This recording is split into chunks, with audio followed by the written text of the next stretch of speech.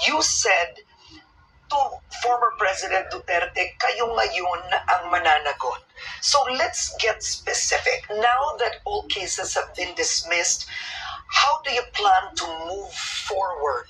This is now justice for Laila de Lima, for you personally. The 7 years lost. Let's start with that first. What are your plans? Okay.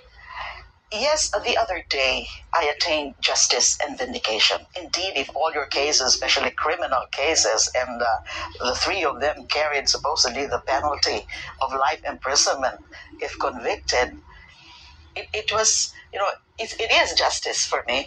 It is also vindication for me because I've been saying I'm totally innocent of those charges because these are simply fabricated. So justice and vindication.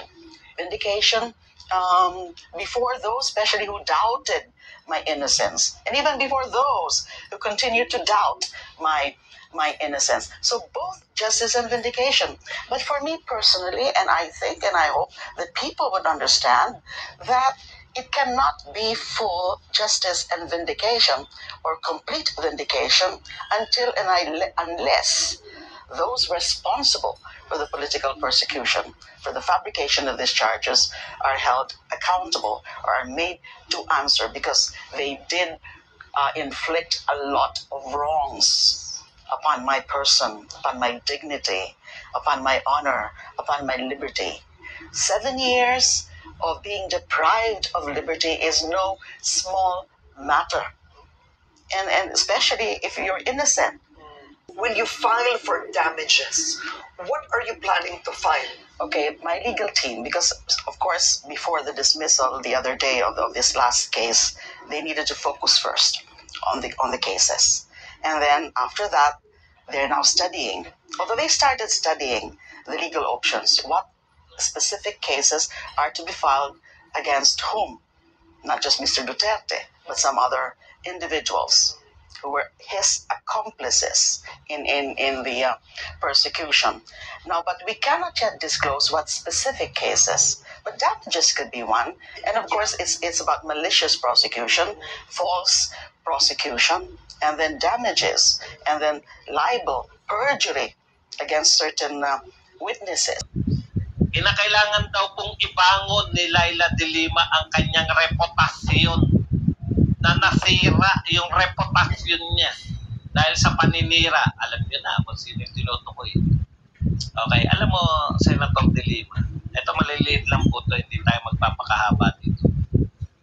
Ang reputasyon na sinasabi mo, ikaw po ang umamin na kayo ay may relasyon ni Dayan.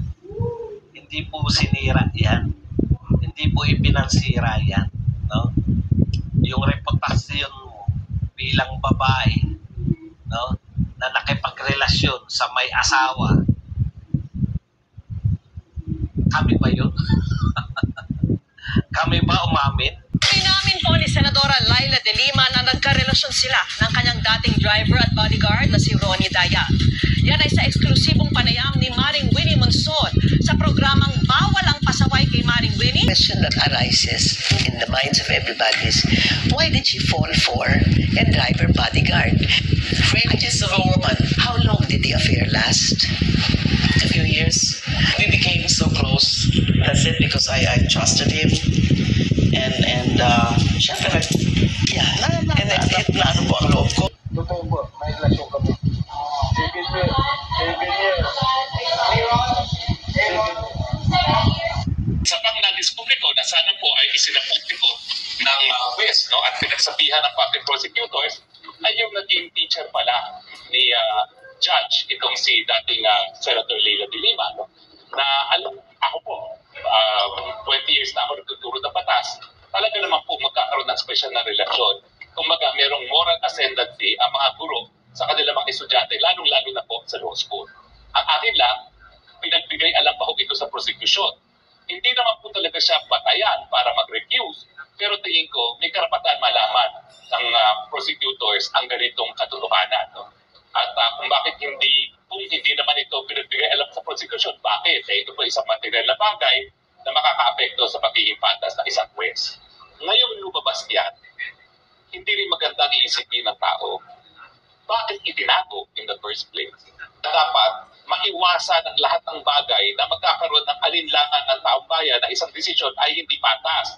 So ito po ngayon ang problema. Ngayong nabigyan ng kumpirmasyon ni Sec. Aguirre na hindi alam ng public prosecutors yun, ano ngayon ang iisipin ng taong bayan, di ba? Dapat din-disclose at hinayaang magdesisyon ang public prosecutors mag-decide kung sila'y mamumove for inhibition on that ground. I called up the public prosecutor who is heading the case. At unang-una, sinabi niya sa akin na yan pala, nag-file na ng motion for bail, petition for bail, si Secretary de Lima.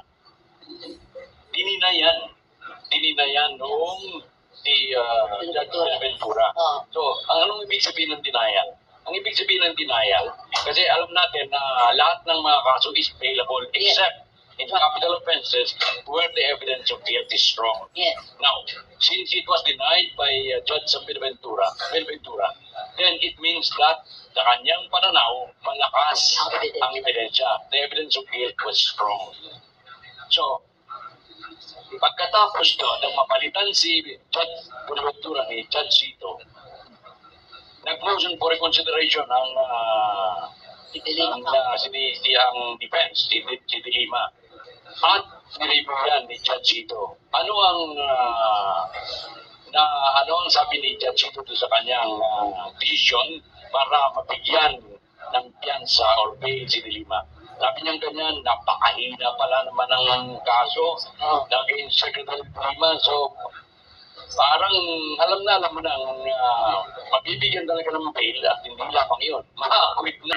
Itinuturing na grave error ni dating Presidential Legal Counsel Attorney Salvador Panelo ang pag-dismiss sa natitirang drug case ni former Senator Laila de Lima. Sa isang pahayag, sinabi ni Panelo na isinaalang-alang ng korte ang pagbawi ng mga testimonya laban kay de Lima kahit walang ebidensya na ang mga testigo ay pinilit sa pagbibigay ng salaysay. Ayon sa dating Duterte administration official, isa itong malaking pagkakamali at salungat sa evidence at jurisprudence.